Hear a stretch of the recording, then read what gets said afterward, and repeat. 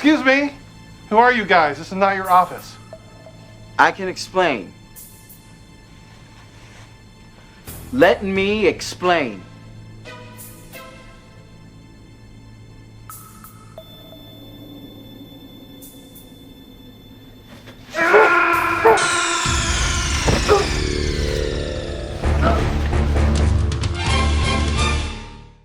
There's never been a show quite like Community. It's about the only sitcom where one week you're watching a bunch of students cram for classes, but a few weeks later, they're fighting as if their very lives depended on it. And chances are, if you're watching this, you already knew that. Coming from the strange mind of Dan Harmon, as well as an incredibly talented team behind him, was this surreal, wacky, and genuinely heartfelt sitcom about a bunch of misfits finding their place in the world. Now, there's a lot to love about Community. As you could guess from the title, this is the first in a two-part series about Community. This part will focus on seasons 1, 2, and 3, and what made the show so good in the first place. A phenomenal cast, fantastic writing, incredible production value, all of that and more came together into this weird, wonderful package known as Community. But much like the Greendale 7 themselves, the series is far from perfect. Even before the gas leak, the show always struggled in one way or another. And while some of that will be addressed here, the rest will have to wait for the second part, which will cover seasons 4, 5, and 6. But despite the setbacks, the show never stopped being anything less than amazing. Community was good at its worst, fantastic at its best, and a joy to watch every single time. And if you're someone who, for whatever reason, never gave the show an honest chance, you're in luck. I was there too at one point. By the end, maybe I'll convince you to check it out. And you too can be streets ahead like the rest of us. So, let's not waste any more time. Let's check out why Community rocks. Starting with season 1.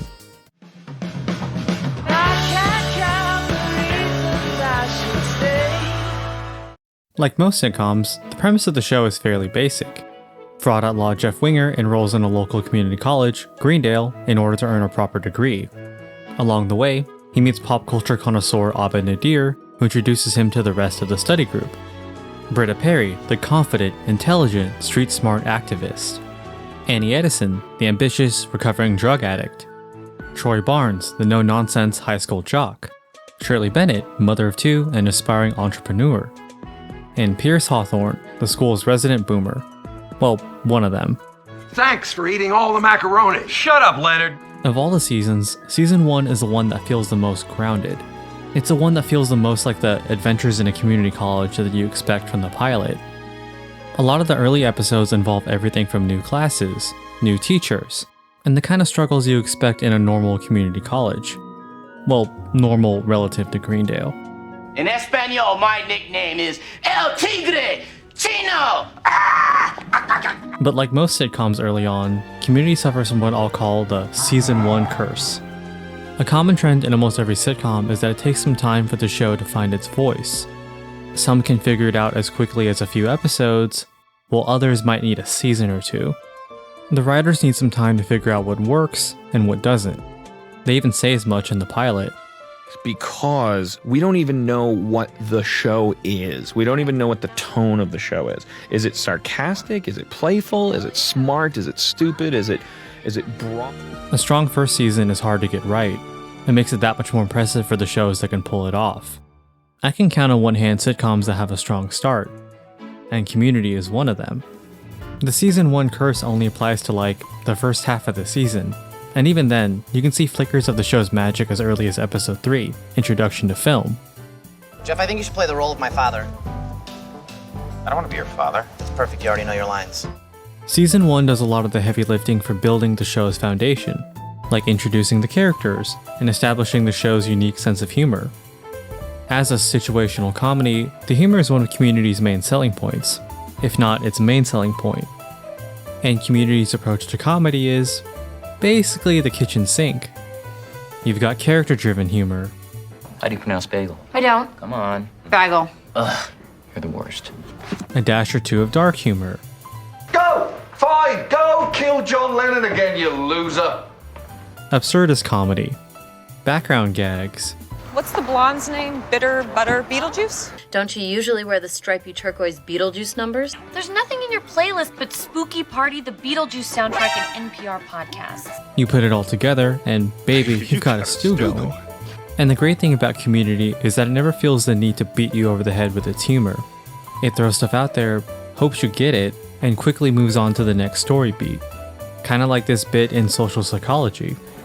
This for spies and whatnot gives you sonic hearing. All hearing is sonic. What's that? So, who? It's snappy, but dense, and it's one of the many things that makes the show so rewatchable. Community is right up there with Arrested Development in its prime, as a show that's great the first time, and even funnier every time after that. I've rewatched this show more than I'd like to admit, and I'll always laugh at something I didn't catch before, like the Brita iPod gag that pops up in the Art of Discourse, and gets called back way later in Season 5. Or how in Season 2's bottle episode, Cooperative Calligraphy, if you pay attention during the cold open, you could see Annie's pen get spirited away. But as fun as the wit and creativity of the show is, I think Community's cast is by far its strongest asset. And the neat thing is that when you look at each character on their own, they really aren't that special. Let's look at our main character. He's not exactly a good or well-rounded person, and he makes that known to just about everyone. He's a decent character on his own, but he's not as strong of a lead compared to Community's peers. Compare Jeff to the likes of Leslie Knope, Liz Lemon, and Eleanor Shellstrop, who are so well-rounded and well-written, they're quite capable of carrying episodes without that much help. Jeff, and the other 6 for that matter, aren't nearly as well-rounded. They don't really pop as much on their own. But Community isn't a one-man or woman show. The Greendale 7 is a true ensemble, with each member bringing something unique to the table. And we can see this play out with Jeff's dynamic with the others. Troy and Abed are major dorks, but as cool as Jeff tries to be, he's not that cool. Britta, Annie, and Shirley are usually the first to call out Jeff's behavior, forcing him to reevaluate himself. And Pierce is a glance into Jeff's future, if he never changes. Even that brief summary is a massive oversimplification. They're just some of the many examples of how these characters work in tandem. On his own, Jeff's fairly average, but in the presence of everyone else, he becomes a very well-rounded and way more interesting character, easily on par with other sitcom leads. While this tangent has mostly been about Jeff, the same principle applies to everyone else in the group. Annie is studious and rigid, but then you see her dynamic with Shirley, and you watch how it brings the worst out of both of them. Pierce is out of touch and has some outdated values. You're not my mother. She's not? But even Pierce has a few nuggets of genuine wisdom to offer the others. Community is exceptional at using the group's dynamics to reveal something interesting or frustrating about the characters, especially that last part. More than anything, these characters' flaws are front and center in just about every episode. Obviously, some of them are exaggerated for the sake of comedy, but there's usually something a little more real there. Difficulty relating to others, passive aggression, fake personas. There's a good chance we'll see some of our own flaws in these 7. And character flaws like this are a good thing. It's what makes the characters feel more complex and human. But as often as Community highlights the group's worst tendencies, it never fails to remind them of their good ones. Like the flawed Greendale human beings they are, they're capable of change, and that change is only possible because of each other. The roles and dynamics of the Greendale 7 is something that could be its own video, and it's going to come back as each character gets their own mini-segment. While the show does have its common pairings, Troy and Abed in the morning. They're so well written and versatile that you can pick any 2, 3, or 4 of them and get something good out of it. The ability to juggle so many different roles and dynamics is the mark of a great cast. Community is by no means the only series that does this, but it's up there with the best of them. A well-written ensemble is difficult to get right, and even Community didn't get it right at first. But the writing team took their time figuring out what worked and what didn't, and all that effort paid off in spades. A majority of Community's humor comes from the characters just riffing off each other, like the messy, dysfunctional family they are. There's even a codename for this in the writer's room, according to Harmon. So we constantly, the production code for this episode is 115. So we constantly internally, for the rest of the season and probably well into season 2, we will always be, we say 115, and what we're talking about is a scene like this specific scene where you believe the characters are real, the comedy is coming at a fast pace, there's nothing exploding, there's no pies hitting anyone's face. You're doing the same series that could do the paintball episode, but look what else we can do. We got an elephant's trunk. You can knock over a tree, or you can pick up a house key. The 115 is the glue that holds Community together. While it's most prominent in the bottle episodes, it's in basically every other episode. And while it's funny, it also makes the heartfelt moments feel earned and genuine. That snappy, Gilmore Girls style dialogue is one of the best examples of what you can accomplish with strong character writing. You can make the most out of just about anything, whether it's a simple, mundane premise or a really bizarre one. And as much as I credit the writing behind these characters, you gotta give props to the actors too. They all perfectly capture the essence of these characters. I couldn't see anyone else but Alison Brie, Danny Pudi, or Yvette Nicole Brown in these roles. And they all have fantastic chemistry with one another. If it wasn't obvious on the show, just check out any behind the scenes footage with them. Cause it's not fussing when I'm in the fort. We gotta abort and end it. They're all super jazzed to just be around each other, and it shines through in every episode. These goobers are the backbone of Community, and I wouldn't have it any other way. I know there hasn't been as much in-depth talking about the actual season, but season 1 of Community is really straightforward. It's basically the prerequisite class to the entire show. It does a good job of peeling back the layers behind our main cast and gradually introducing us to the kind of comedy that would define the show. While it is a little weirder than the average sitcom, season 1 is when the show leans the most into traditional sitcom storylines. This season is where romance is a much bigger focus, starting with Jeff and Britta, that turns into a love triangle with Professor Slater, that evolves into this love parallelogram with Annie. It does take some time for the show to ramp up, but they get there sooner than later. If anything, the later episodes showcase just how ambitious the team was in the first place. While not every episode is a home run, this season is really good. It's as solid of an intro as you could ask for when it comes to Community. But as good as season 1 is, the show is just getting started.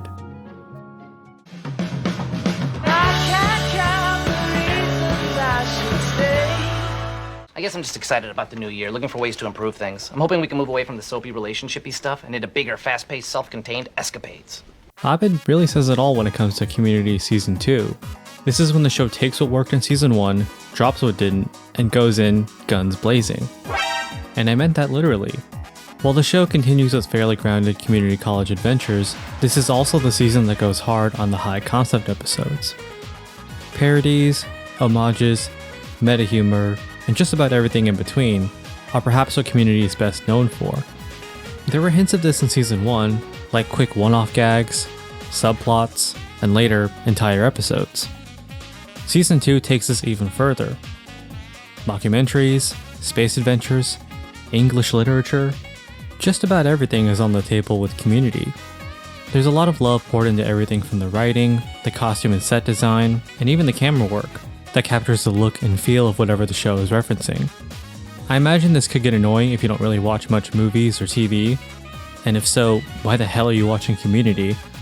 But the characters and comedy are enough to carry most episodes. You really don't need someone like me to tell you how fun it is to watch a high-stakes, action-packed shootout. It takes place over priority registration, of all things.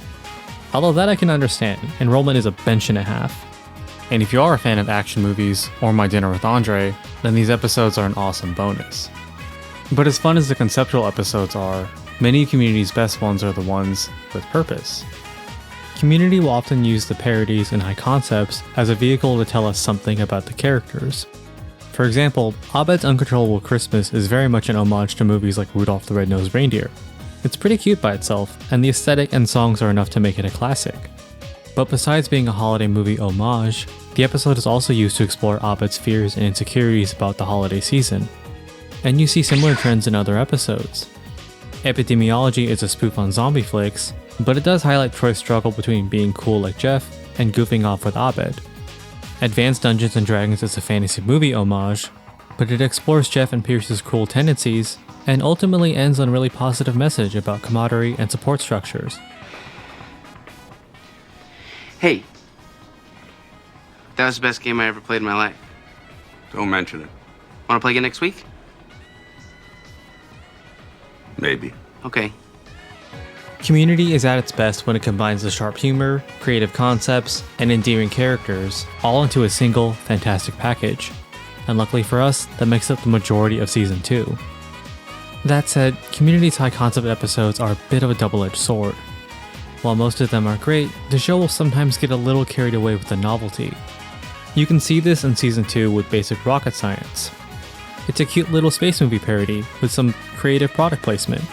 And that's about it. While there is an underlying storyline with Annie in City College, it's mostly in the background as the gang focuses on their terrestrial adventure. This isn't necessarily a bad thing either.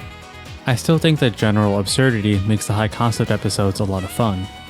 But episodes like this, and a few others later down the road, stand out when Community is usually really good at balancing the novelty with substance.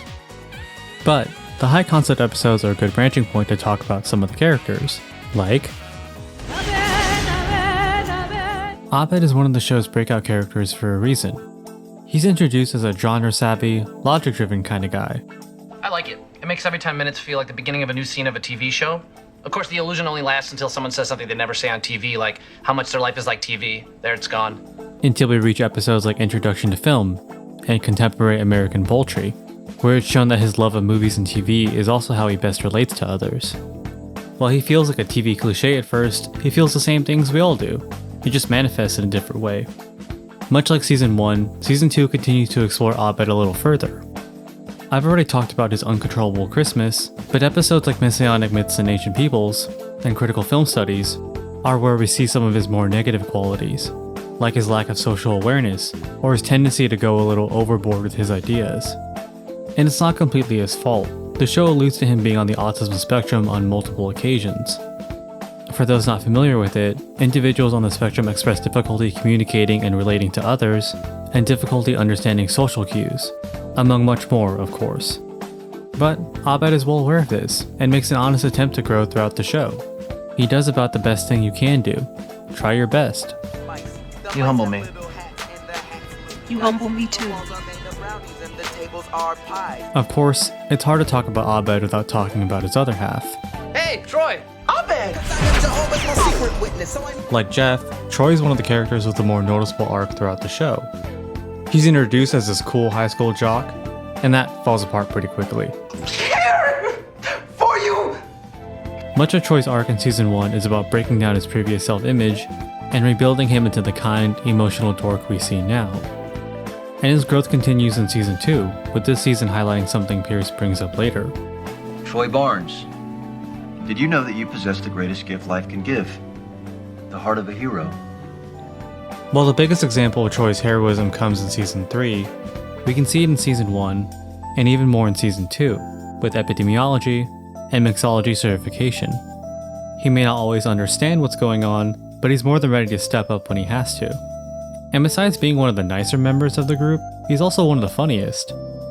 I almost feel like I shouldn't have to say it, but Donald Glover is kind of talented. Please. Call me Daddy. Improv happens in just about every comedy show, including Community, like this bit from Alison Brie.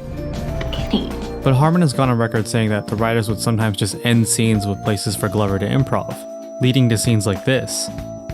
This Glover. thing was just I said to him, I'm going to take the camera, I'm going to go outside this room, and I just want you to do whatever happens. You can't disappoint a picture! I hate you, Pierce!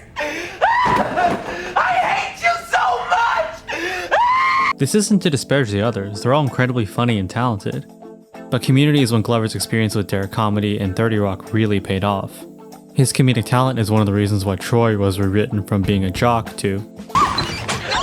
oh, Troy. Troy's a solid character in his own right, but his friendship with Abed is another highlight of the show. These two are arguably the most iconic characters in Community, and it's really easy to see why. Kingdom Animalia, phylum Chordata. The class is Mammalia. Cause boobies, we gotta. Order is primate, family hominidity, the genus is Homo. But you know you're enemy. They complement each other well, as polar opposites of the emotional spectrum. And it's through Abed that Troy is able to grow as a person. He loosens up a lot and ditches the cool guy facade he had in high school. And Abed grows a lot too. Troy is the first person to really bond with Abed and teach him the nuances of real friendship. Their relationship is one of the best examples of something we see throughout the show. People from different walks of life bonding with each other and helping each other become better. So, Season 2 of Community is amazing. It builds off the foundation set by Season 1 and uses it to tell even bigger, better stories. A lot of the episodes I mentioned earlier are among my favorites. And even then, there's a few I didn't get a chance to mention, like Conspiracy Theorist and Interior Design, which feels like something ripped straight out of Arrested Development.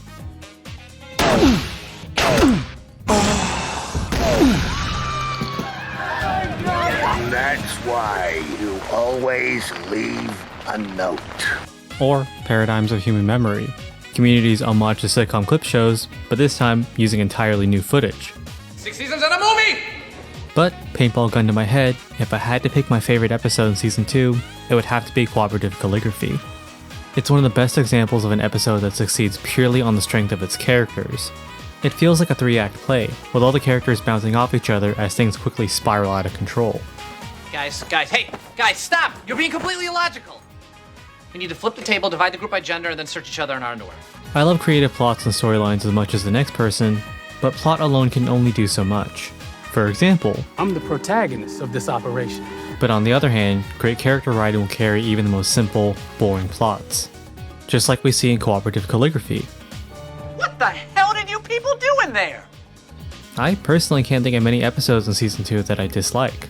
The only one I can think of is Custody Law and Eastern European Diplomacy, which isn't even that bad, but just kind of okay. For what it's worth, I think Season 2 is Community's strongest season, but by a razor-thin margin. It has so many standout episodes, and even the weaker episodes have something fun, like Troy's whole storyline in competitive wine tasting. My emotions! My emotions! This season has a great balance of normal, grounded episodes and really crazy ones. And that balance is crucial. As fun as the high-concept episodes are, you definitely can have too much of a good thing. Change the subject. Change the subject. No! If Community's later seasons were as good as Season 2, there's not a doubt in my mind that the show would have gone down as a true masterpiece.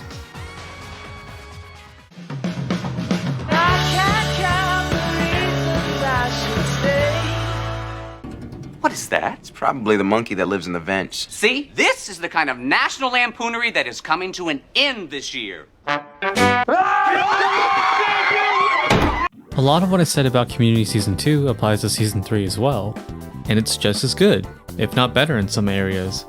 While Season 3 continues with the hijinks we know and love, this is also the season that experiments with bigger, grander storylines.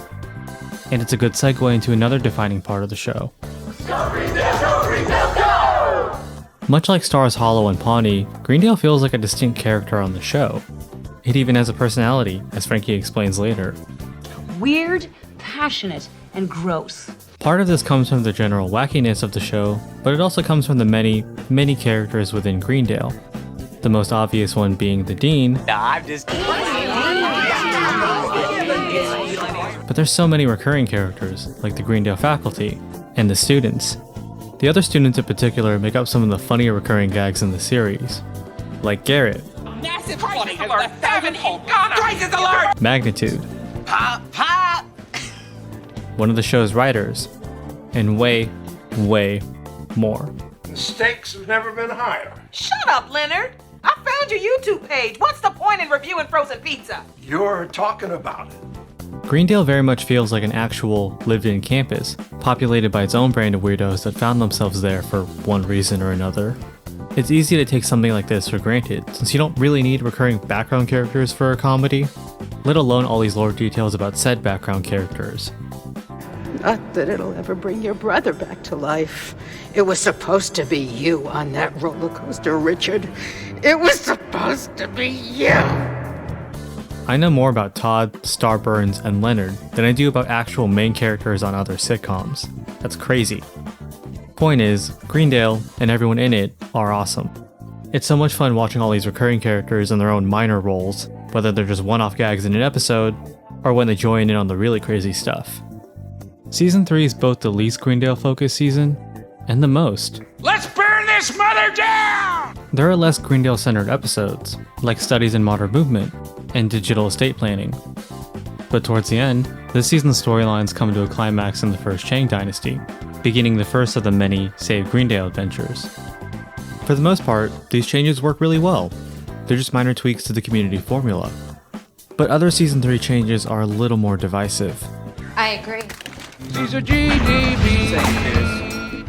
Britta is one of the more noticeable examples of Community's early experimentation. In Season 1, she's established as this fairly intelligent, no-nonsense kind of character. Like Jeff, she's usually one of the more rational, down-to-earth members of the group. But early on, the writers realized that this version of Britta was less of a character and more of a cliché. She wasn't really connecting with audiences, and she didn't take advantage of Gillian Jacobs' comedic talent. Whoa. So, like Troy, Britta was gradually rewritten. It just took a little longer to figure out what worked best. The later episodes of Season 1 slowly take Britta off the soapbox she built for herself. And it's good. By Season 2, she feels a lot more like a person instead of a trope. I'm sure we all know people like Britta, who are in love with the idea of social justice, but not so much the actual social justice. Many of her plotlines revolve around her strong morals and opinions that are mostly there to stroke her own ego, and usually blow up in her face. Season 3 very much continues this trend for Britta. It just goes a little overboard in the process. Season 3 is the beginning of Britta's regression, for lack of a better word. And while that sounds bad, it's not. And as you'll see, with a few adjustments, I can make the entire image Old West color. Britta's tendency to be the worst at just about everything is one of my favorite running gags throughout the show. She's the group's punching bag for most of Season 3, and well beyond that. It's funny, but it had the unfortunate side effect of overshadowing just about everything else about her. A lot of her positive traits, like her empathy and compassion, tend to fly under the radar. But to be fair, it's really, really easy to see why. Okay, why don't you go start a ruiners club? Oh wait, you probably just ruined it. Well, then I'd be doing a good job because it's a ruiners club. You ruined my analogy. As naggy and annoying as she is, she means well. Episodes like Applied Anthropology and Culinary Arts and Course Listing Unavailable highlight her willingness to help the others. With mixed results, but she's trying. She's a lot like Troy, where they're both very ride or die for the others. You can kind of see why the writers thought they'd make a good couple, at least on paper. But while Troy and Britta are both guilty of being airheads, Troy does get episodes that highlight his better qualities. And Britta mostly just gets kicked in the teeth. Like in Introduction to Finality, when she tries to console Abed, only for it to immediately backfire. Britta does get some recognition, like in Contemporary Impressionists, but she's definitely a character that could have used more honest-to-God wins, instead of those roundabout, backhanded kind of victories, like in Regional Holiday Music, when she saves the day by being an awful singer. There's a delicate balance with Britta's character, and the later seasons slowly lose sight of that. Britta isn't always the worst, but they don't really show us her best either. While many of Britta's changes are due to more meta reasons, it does create a cool arc for her character. Like Troy, she enters Greendale with this preconceived notion of who she is, and over time, changes into someone more true to herself. Pizza! Pizza, pizza, going tummy, me so hungry, me so hungry. She's a lot more lax and goofy over time, like many of the other characters. And Season 3 does open with her finding her calling, psychology, which is a major that makes a lot of sense for Britta, even if she does have a lot to learn about it. As a licensed psychology major, I'm a psych major. An extreme personality disorder. Did you make that up? Questionable education aside, for ages, I was never really the biggest fan of Britta. But she's a character I appreciate more with time. She begins the show very closed off and jaded, loosens up, and ends up being someone who's okay with being a total goofball. And I think that's pretty cool, even if the later seasons take it a little too far. She's an awesome foil to more than half the cast, and right up there with Troy, Shirley, and Annie as one of the group's emotional anchors. And a lot of the jokes I catch on a rewatch are Britta's attempts to be witty, but in true Britta fashion, she Brittas it. Like RoboCop. Exactly like RoboCop. I can see how you might want that. You know what, Annie? Pew, pew, pew, pew. Wait, no. Pew, pew, pew. Wait, and now look at me. I'm Betty Crocker. I'm Martha Stewart. I'm one of the Steppenwolf wives. And Britta brings up another character I used to never really care for. You know, Hallelujah, church. More than anyone else, Shirley is the character that feels the most like a true outsider, as someone who's lived a completely different life than everyone else. She's the character that feels the most out of place. And then you watch the show and you realize, yeah, no, she fits right in. Mother Hen, I think we about the same age. Sure, unless time is linear. I'll make your ass linear. That doesn't make any sense. I'll make your ass sense. Like everyone else, a lot of season 1 is dedicated to unraveling Shirley's character, while seasons 2 and 3 add more personal and professional roadblocks for her. Season 3 in particular is when Shirley is at her best. By this point, she's been taken off her self-made pedestal and is grown enough to move forward with her life. Besides her growth, season 3 features some of her best moments. Shirley, the voice. Can you make it, I thought it would be more what's another word that means happy threatening? The word he's looking for is sassy. You better pray you don't find it. And in addition, this season uses her non-Chang, non-Andre relationships in some really cool ways. Shirley and Pierce is about what you'd expect. Some good moments, with a lot of rough patches. But mostly good by the end. But Shirley and Jeff is one of the more unique relationships we see in Community. There's a certain kinship between them as they realize they're not actually that different from one another. There were hints of this earlier, like in social psychology, but foosball and nocturnal vigilantism take this a step further. This episode dives into their shared insecurities, and ends with mutual respect and understanding. It's nice to have an adult friendship without romantic baggage for a change. Jeff does develop this with Britta over time, kind of. Marry me.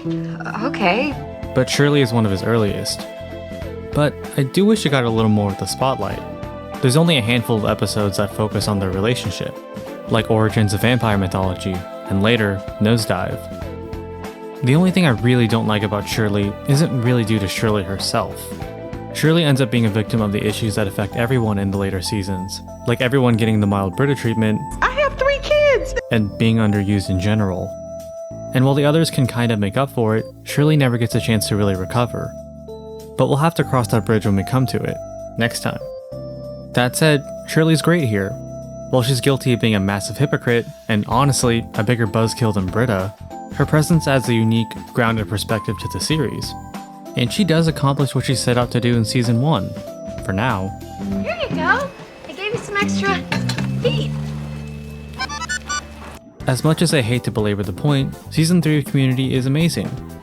If I really had to grasp at straws, I do think it's a little weaker than season 2 from episode to episode.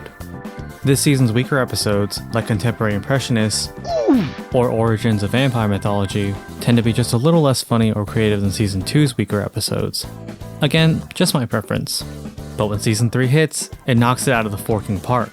Like horror fiction in 7 Spooky Steps, Community's own spin on the Treehouse of Horror, or Curriculum Unavailable, which is an even better clip show than the one we had last season. Let's do a clip show. Bottle episode. Don't forget the clip show. Harrison Ford. Remember when we went camping? Yes. Remember when we painted the nursery? Yes. Remember when we remembered going camping while we were in the nursery?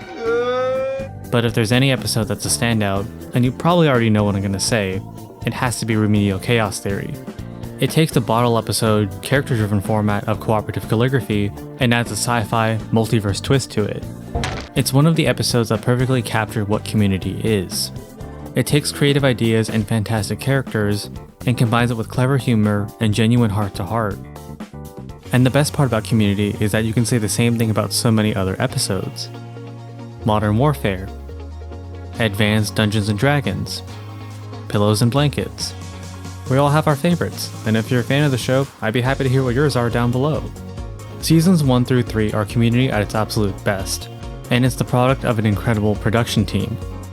You have writers like Megan Gans, who went on to write other fantastic shows.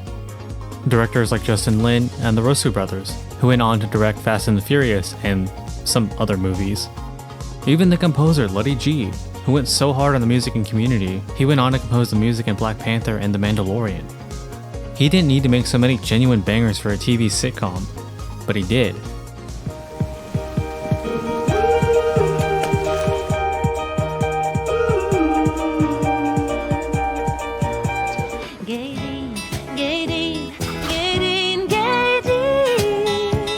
I'm begging you to be gating for the school board. You deserve more than this, more than this. I'll give you diamonds and stars, stars. last but not least is Dan Harmon, the creator, showrunner, and uncredited writer on every episode. There's so much talent behind Community, and you can feel it in every one of these seasons. But as amazing as Community was, it came at a price. It doesn't take a genius to see that Community is weird. Almost too weird. Sorry. The characters are very flawed. It's a little cartoony, yet somehow grounded. And much of the dialogue is quick, snappy, and littered with pop culture nods and meta humor. And I love all that about Community. It's what makes the show what it is. But the show always struggled to gain a wider audience. These are the network Nielsen ratings for the show back when it was first airing. I know Nielsen ratings were incredibly outdated even back then, but it's what we're stuck with. Those numbers don't look terrible on their own, but then look at how Community compared to its peers. Season 1 did pretty well, but after that, you can see how Community's ratings were consistently lower than Parks and Rec, 30 Rock, and How I Met Your Mother.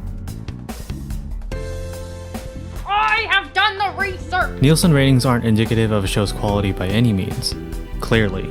I think you know how you feel about me now, and I don't think time's gonna change that. But when you take a step back and look at Community, you can kinda see why it struggled.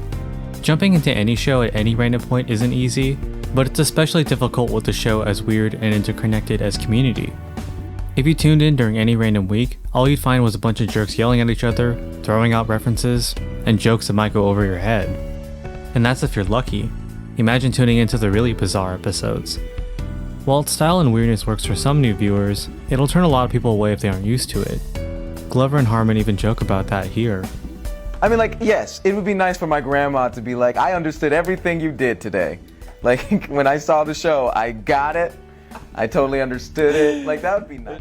And for what it's worth, I was one of those people that was turned away by the show at first.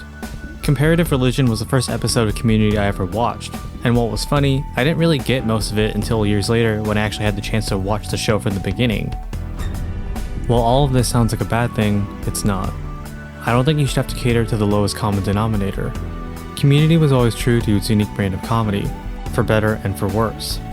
But the low ratings didn't help, and they wouldn't be the only roadblock for Community moving forward. It's no secret that Dan Harmon is a talented writer. While he isn't the only writer on the show, he's the one who would do the final rewrites and adjustments on the scripts. He's directly responsible for help making Community. But as talented as he is, he's not exactly the easiest person to work with. And that's putting it gently. You can hear for yourself. A troublemaker. A podcaster. Describe himself as a human hand grenade who has a predilection for pulling his own pin out. He speaks his mind, and it has gotten him into trouble. With Community, he turned scripts in past deadline and butt heads with the executives, not to mention unprofessional on-set behavior. The guy used a lot of his own neuroticism in writing characters like Jeff, Abed, and Rick. They're not exactly moral paragons. But Harmon's behavior didn't do him any favors, and his antics led to him getting fired as Community's showrunner. Losing the showrunner is a heavy blow, and it left Community in a state of uncertainty. Ratings were low, and it did get the season 4 renewal, but it's anyone's guess as to how the next season of the show would turn out. And for that, we'll have to wait until next time.